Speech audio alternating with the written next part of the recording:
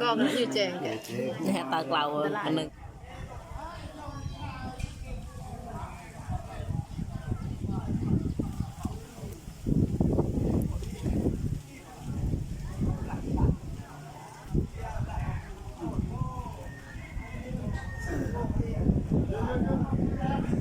bắt chị căng xạ đen sao xạ đen nha là thay lúc ai là phát lo hơn ngามลายsaoแสดงซานไซอ่ะนี่ไม่แค่ ไม่แข็ง เว้ยบ้า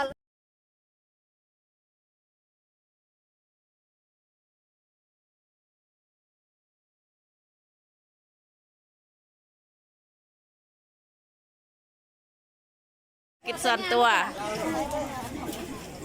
แต่แห่ล่ะนะถ้าก็บ้านในตัวแต่อะไรไปที่ไม่แต่ ฮัลโหลสบายดีทุกคนสบายดีพ่อแม่พี่น้องสาวลาวหาวและกับพ่อแม่พี่น้องสาวฟังไทยคือเก่าเดิมที่เรากลับมาอยู่กับซองสลาคือเก่าพี่น้องเมื่อดีสลา15พี่น้องไปเฮือนดองเนาะเฮือนดองอยู่บ้านผู้แดงเนาะพี่น้องหรือว่าบ้านสลาดนี่แหละแต่ว่าเฮาได้แบบมีการแบ่งบ้านอีกอย่างพอนี้เป็นบ้านผู้แดงเนาะเอิ้นทางพุ่นนะพี่น้องซึ่งจะเป็นงานดองแบบคนบ้านสลาเอากับคนลาวลุ่มเนาะงานดองพอนี้ก็สิมีบัตรเซิร์นเนาะพี่น้องแล้วก็งานของเขาเจ้าก็สิมีแบบการตกแต่งอีหยังจักอย่างเพราะว่าเขาเฮ็ดบัตรเซิร์นเด้บัตรเซิร์นก็ประมาณอยู่500บาทนี่ประมาณนี้นะพี่น้องแล้วก็งานมื้อนี้ก็สิเป็นงานใหญ่แน่พี่น้องสละก็สิพาพี่น้องไปเบิ่ง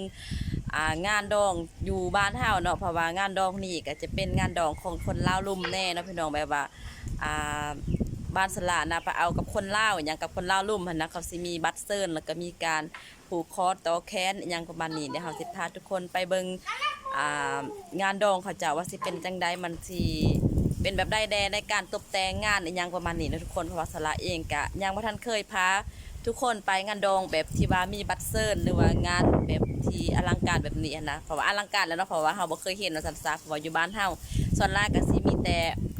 แห่เคยแล้วก็มัดแขนธรรมดาอย่างพวกนี้แล้วเฮ็ดกินเฮ็ดอยากแบบธรรมดาแบบเฮานะพี่น้องแต่ว่าอันนี้มันสิมีบัตร2บัตรเซิร์นเฮาก็บ่เคยเห็นแต่หาสิพาพี่น้องไปรับชมนํกันเนาะเฮาก็บ่ได้แต่งโตหยังมากมายเด้อพี่น้องเฮาแต่งโตแบบธรรมดาของเฮานี่แหละเพราะว่าเฮาก็บ่ได้เป็นแขกรับเชิญเด้เป็นแขกไปซอยงานซื่อๆนะเฮาก็เลยสิมาในสภาพนี้แล้วก็สิพาทุกคนไปเบิ่งงานเขาเจ้าอยู่พูดเนาะพี่น้องเดียวเฮาสิพาพี่น้องไปนํกันเลยเนาะแต่ว่าทางเจ้าบ่าวพุ่นนี่สิมาไกลแน่นะพี่น้องเพราะว่ามาแต่พุ่นและราคา12บาทสมอกสมวยเนาะอยู่คนลาวลุ่มหั่นล่ะพี่น้องประมาณนี้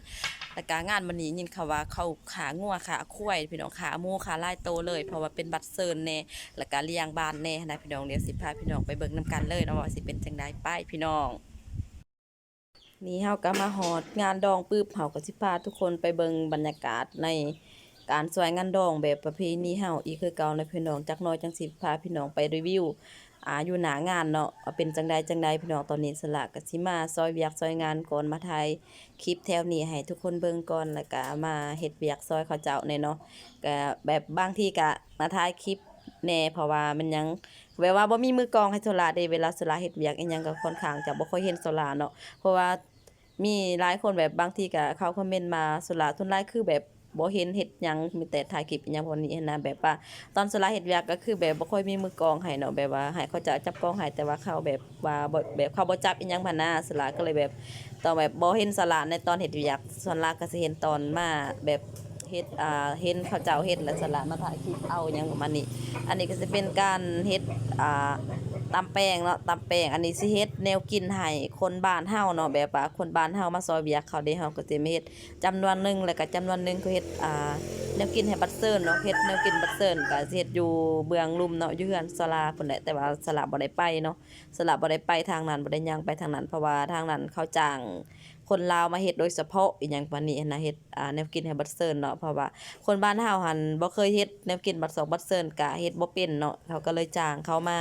เฮ็ดโดยเฉพาะเลยเฮาก็สิมาเฮ็ดแนวกินเฉพาะให้คนบ้านเฮาเนาะพี่น้องอันนี้สิเป็นข้าวปอกข้าวแปะอีกเหมือนเดิมแนวกินอยู่บ้านเฮาก็สิมีข้าวแปะแล้วก็สิมีก้อยแล้วก็มีต้มกระดูกงัวใส่หน่อไม้ส้มประมาณนี้เนาะมี3เยืองหรือว่ามี3อย่างแต่ว่าอยู่อันนั้นอยู่บัดเซิร์นมันสิมีอยู่ขัวสเต็กงัวแล้วก็ อบอ่อบควายบ่หรือว่าอบงัวบ่แล้วก็มียำเนาะมียำสลัดยังวันนี้อันนี้นี่สละยินตามเขาเว้าเด้อมี3อย่างคือกันแต่ว่าสละบ่ได้ไปเนาะบ่ได้ไปทางนั้นเนาะอันนี้สละถามเขาซื่อๆว่าเขาเฮ็ดหยังแหน่หยังปานนี้เขาก็ว่าทางบัดเซินก็มี3อย่างแล้วก็ทางเฮาก็มี3อย่างเฮ็ดแต่ว่าบ้านเฮาก็เฮ็ดแบบบ้านเฮาอีกคือเก่าเนาะพี่น้องเนาะแบบเก่าแบบเดิมแบบทุกคนเคยเห็นนี่แหละสีมือแบบนี้เหมือนเดิมนะพี่น้องแนวกินเดิมๆคือบ้านเฮาก็แบบว่าเวลาเฮามาซอยกันหั่นน่ะเฮาก็แบบสิ่งแรกๆที่เฮากินก็คือกินข้าวแปะนี่แหละพี่น้องเพราะว่าเขาจะเอามาซอยงานแบบงานดองแบบเขามาแต่เช้าแต่เสี้ยวเด้เขาหิวข้าวหิวน้ำเนาะเพราะว่าเฮามาแต่เช้าเฮาก็บ่ได้กินข้าวอยู่เรือนเนาะเฮาก็สิมากินข้าวอยู่เรือนดอง อันนี้ก็เป็นอาหารอุ่นท้องของคนบ้านเฮาเด้อสำหรับข้าวแปะเนาะพี่น้องเนาะเหมือนเก่าเหมือนเดิมนี่แหละมาซอยกันคนละไม้คนละมือนี่หน้าตาสิออกมาก็ประมาณนี้เพราะว่าเขาสิใส่เลือดเด้ใส่เลือดนำเนาะอย่างประมาณนี้อันนี้ก็จะเป็นหม้อกอกหม้อแกงเนาะหม้อกอกหม้อแกงของคนเฮาเนาะหรือว่าของบ้านเฮากินเองหั้นนะพี่น้องเนาะบ่ได้รวมถึงบัตรเซิร์นเนาะเพราะว่าบัตรเซิร์นนี่คือสละว่ามาเมื่อกี้นี่แหละแบบว่าเขาจ้างเขามาเฮ็ดโดยเฉพาะเลยแต่ว่าอันนี้เป็นอาหารบ้านเฮากินเองก็สิมาซอยกันคนละไม้คนละมือเนาะแต่ว่าทางบัตรเซิร์นหั่นเขาจ้างอยู่แต่ว่าเขาก็สิเอาคนบ้านเฮาไปซอยในไปซอยเอาไปซอยใส่ผอกใส่ผักไปเฮ็ดอันนี้อันนั้นเนาะแต่ว่าสละบ่ได้ย่างไปเด้อทางนั้นถ้ามิสละคิดว่าสิย่างไปเบิ่งอยู่ว่าเขาเฮ็ดแนวกินบักเซิร์นอันนี้นั่นแต่สละบ่ได้ไปจ้ามีแต่มาเบิ่งเขาเจ้าเฮ็ดกินอยู่นี่เนาะแต่ว่าสละไปตอนเขาแพ็คแนวกินแนวอยากแต่ว่าเสียดายบ่ได้ถ่ายคลิปเนาะพี่น้องเพราะว่าฟ้าวแห้งเพราะว่าแขกเข้ามาหลายเนาะเพราะว่าบัดเซิร์นเข้าประมาณอยู่11โมงเด้11โมงพอดีแนวกินแนวอยากเข้าก็แล้วฮอด10โมงแล้วก็เลยแบบมันกระทันหันดุเดือดแห้งเลยพี่น้องก็เลยแบบว่าตอนแพ็คแนวกินแนวอยากเลยบ่ได้ถ่ายคลิปให้พี่น้องเบิ่งเนาะว่าเมนูในบัดเซิร์นของเขาเจ้ามีหยังแหน่หยังมันนี่นะสละก็เลยบ่ได้ถ่ายให้เบิ่งเด้อมีแต่ถ่ายเมนูที่แบบเลี้ยงบ้านตัวเองกินนั่นน่ะก็เลยได้เมนูประมาณนี้เด้อพี่น้องถ้ามีโอกาสหน้าได้มีงานดองแบบนี้สละสิถ่ายให้พี่น้องเบิ่งว่างานดองแบบมันมีบัดซอกบัดเซิร์นแนวใดเพราะว่าสละเองก็อยู่บ้านเฮาเนาะก็คือว่าบ่เคยมีว่าซั่นซะแบบมีอยู่แต่ว่าเฮาบ่ได้ไปแบบว่าเฮาแบบบ่แม่นพี่น้องอีหยังเฮาก็บ่ได้ไปซอยเด้พี่น้องเอ้ยเพราะว่าอันนี้ก็เป็นพี่น้องแบบว่าไกลเคียงในจักหน่อยอีหยังพวกนี้หันนะก็เลยมาซอยเวียกซอยงานแล้วก็บังเอิญว่าเพิ่นเอาผัวลาวลุมแนวสั่นก็เลยต้องได้มีบัตรเชิญนี่สละสิมาให้ทุกคนเบิ่งในหน้างานเลยนี่หน้างานก็สิประมาณนี้เลยพี่น้องสิมาจัดดอกบอกดอกไม้จัดเป็นโบเป็นหยังเป็นประตูโค้งเนาะที่เขามาแต่ว่าบอนโซนที่ว่าเขาตั้งโต๊ะหันคันว่าฮอดหน้าที่รับบัตรเชิญเขาก็จะสิตั้งโต๊ะแล้วก็เอาอีหยังมาใส่บอนนั้นหั่นน่ะแล้วก็บัตรเชิญใส่ซองอยู่หั่นเดสละก็บ่จักเอิ้นเนาะก็เลยเอิ้นว่าแบบนั้นแหละแต่ว่าโซนนี้สละก็เขายังบ่ทันจัดแจงเทื่ออันนี้สละมาในยามเช้าแล้วจากไปเบิ่งเขาเฮ็ดกินเฮ็ดอยากเนาะค่ะแต่ค่าว่าเขายังบ่ทันได้เสิร์ฟหยังดอกตอนนี้พี่น้องตอนเขาเสิร์ฟสละก็เลยค่าบ่ได้ทายเนาะเพราะว่าสละค่าแพ็คแนวกินนี่ยังไปแล้วก็แขกเข้ามาหลายแล้วสละก็เลยบ่กล้าย่างมาถ่ายคลิปเนาะพี่น้องเพราะว่าสละก็นุ่งทรงแน่เนาะบ่ได้นุ่งศีลหั่นนะแล้วก็แบบเบิ่งแขกเข้าก็แบบเขาแต่งตนแต่งโตหั่นนะเฮาก็เลยแบบบ่กล้าแล้วก็เจ้าสาวก็งามๆเลยงานนี้เด้อพี่น้องเพราะว่าเขาจ้างเข้ามาเนาะนี่เขาสิมาถ่ายตอนบาซีสุขวัญเนาะเขาเอิ้นเนาะพี่น้องเจ้าบ่าวเจ้าสาวเป็นสุดเลยพี่น้องเขาจ้างสร้างแต่งหน้ามาแล้วก็แบบเซาสุดเซาหยังหันนะพี่น้องยินเขาว่าล้านห้าบ่เขาเซาสุดกับแต่งหน้าหรือว่าล้านห้า3ล้านนี่บ่สลากก็บ่จื้อปานใดแล้วพี่น้องค่าแต่งหน้าเจ้าสาวกับสุดนี่กับเจ้าบ่าวหั่นล้านห้าบ่หรือว่า3ล้านนี่แหละสลากก็บ่จื้อเนาะปานใด3ล้านกีบเด้อพี่น้องว่าแม่นบาทเด้อสละอันนี้ก็สิตกอยู่เงินคันมันเป็นล้านห้าก็สิตกเงินบาทประมาณอยู่2,000กว่าๆเนาะ2,000 บาทกว่าๆหรือว่าหยังนี่แหละประมาณนี้จ้ะพี่น้องนี่เฮาก็สิพาทุกคนมาเบิ่งในงานเช้าเนาะบาทีสุขวัญแต่ว่ากองสลากบ่ค่อยคักปานใดเนาะที่จริงแล้วสาวๆคือแบบมื้อนี้งามแฮงเด้อเดี๋ยวสิละสิให้เบิ่งรูปเจ้าสาวแต่มื้อนี้ก็บ่ได้ถ่ายเจ้าสาวนะพี่น้องถ่ายแต่เท่านี้เด้อบอกจริงว่าถ่ายแต่เท่านี้แต่ว่าถ่ายตอนขับฝอนจักหน่อยนี่เด้ตอนนี้ก็เป็นตอนที่เขารับบัตรเซิร์นเด้อพี่น้องแต่ว่าสลากก็อยู่ไกลแน่ก็เลยซุ่มถ่ายเอาเนาะแบบว่าบ่กะย่างไปหันหน้าคนรับบัตรเซิร์นสิประมาณนี้อันนี้แขกเข้ามาหลายเติบปานจะเป็นพี่น้องทางภายซ้ายแน่เข้ามาเนาะแล้วก็ภายซ้ายเขาก็สิมานั่งกินข้าวอยู่นี่เพราะว่า ภายซ้ายเข้ามาแต่บ้านอื่นเด้พี่น้องเนาะก็เลยแบบประมาณนี้ได้เจ้าสาวเขาจะบ่าวก็เลาะเย็นเราอิหยังมันนี่แหละบัดนี้เฮาก็สิพาพี่น้องไปเบิ่งบัตรซอกบัตรเซิร์นเขาแหละจะบ่าวจะสาวแล้วเนาะในการหาบัตรซอกบัตรเซิร์นเขาเฮาก็บ่ค่อยย่างไกลปานใดเพราะว่าเฮาอายนะพี่น้องแบบเฮาบ่ได้แต่งตนแต่งโตวเนาะนุ่งเครื่องบ่ธรรมดามากเลยแบบเฮาบ่เคยเข้าในสังคมแบบนั้นก็เลยแบบเกรงใจในจักหน้อยก็เลยบ่ได้ถ่ายคลิปให้ทุกคนเบิ่งเนาะและก็สิมาถ่ายคลิปแบบประเพณีเฮานี่แหละให้ทุกคนเบิ่งอีกคือเก่าในการดูดเหล้าให้นี่แหละน่ะเป็นประเพณีเฮาเนาะพี่น้อง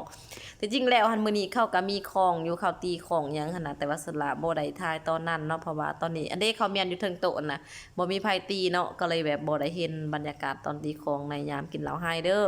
แต่ว่าตอนนี้เฮาสิพาพี่น้องมาเบิ่งการกินเหล้าให้นี่พ่อเฒ่าเพิ่นก็ว่า เลงหนึ่งใส่หนึ่งว่าสัน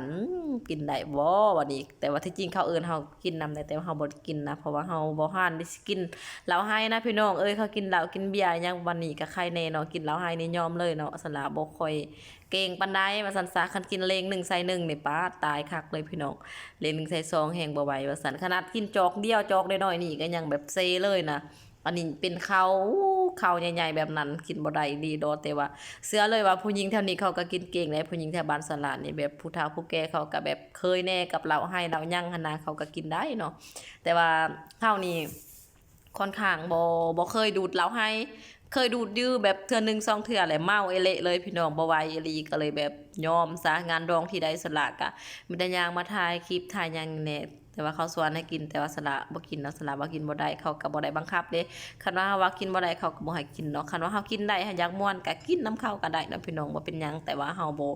บ่อยากกินและก็บ่มักกินเหล้าไห้แน่มันเมาไวนะบ่คือเบียร์เนาะเบียร์น่ะกินได้อยู่เนาะพี่น้องแต่ว่าเหล้าไห้นี่ยอมเลยเนาะยอมอีหลีดอเบิ่งเลยสิพาทุกคนมาเบิ่งเขาดูดเหล้าไห้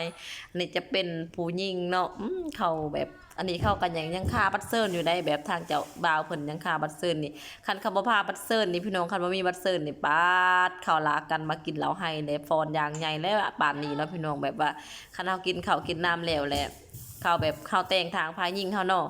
เขาก็สิลากพวกพายทรายหั่นแหละมาดูดเหล้าไห้ยังวันนี้แต่ว่ายามค่ำๆนี่ม่วนแลเขากินเหล้าไห้เขาฟ้อนหยังแต่ว่าสลานี่มาก่อนแหละรอบเจ้าบ่าวเจ้าสาวเพิ่นฟ้อนสลากาเมื่อเฮือนเนาะเพราะว่ารู้สึกแบบอยากนอนแน่ยังพอนี้หั่นนะก็เลยแบบอีหยังเขาก็บ่ได้นุ่งสิ้นนะก็เลยขี้คร้านอยู่ในเด้เขาเลง1ใส่1เนาะเขาว่าอันนี้เนาะพี่น้องแต่ว่าอันนี้ก็พอดีจบเจือเลยเขาว่าพอดีงามเด้พอดีเลยจวดบัดนี้เนาะ อันนี้ก็สิเป็นบรรยากาศภายนอกอันนี้จะเป็นทีมงานคนมาซอยเบียกหรือว่าพี่น้องยังเขามากินแล้วเหาะเขามากินข้าวกินน้ำอันนี้ก็พอดีกับแล้วเขากินข้าวเลยพี่น้องสละก็เลยบ่ได้แต่งผ้าเขาให้เขาเจ้าเลยเพราะว่าสละค่ะไปแพ็ค